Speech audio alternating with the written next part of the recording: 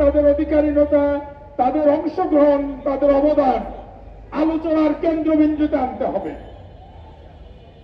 এবং এটা আনার জন্যই আমরা যারা দীর্ঘদিন যাবৎ শ্রমিকদেরকে আলোচনার কেন্দ্রবিন্দুতে আনার জন্য কাজ করেছি, তারাই এই শ্রম সংস্কার কমিশনের সুপারিশ প্রদান করেছি।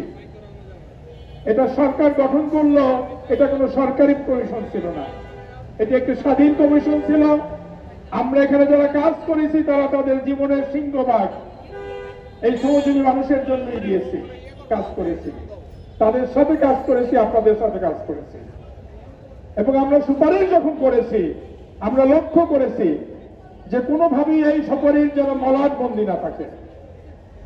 এই সুপারিশ শুধুমাত্র সরকার কিছু জিনিস বাস্তবায়ন করবে, ব্যাপারটা এরকম না। এই সুপারিশ শ্রমিক আন্দোলনের একটি দাবিনামা হবে, এই সুপারিশ শ্রমিক আন্দোলনের জন্য একটি ম্যাগনা কার্টা হবে। এটাই হচ্ছে আমাদের দাবি, উদ্দেশ্য। তাই যখন এই লিফলেটে 10 দফার প্রথম দফা যখন বলা হয়েছে শ্রম সংস্কার কমিশনের সুপারিশ বাস্তবায়ন করো, তার মানে এই 10 দফা কিন্তু কয়েকশো দফায় রূপান্তরিত হয়েছে। কারণ এই কমিশনে আমরা যেমন 25টা প্রধান দাবি দিয়েছি, আমরা ঠিক তেমনি যে দাবি দিয়েছি আমরা সংখ্যা দিইনি, কারণ আমরা মনে করি না এটা সংখ্যায় আবদ্ধ।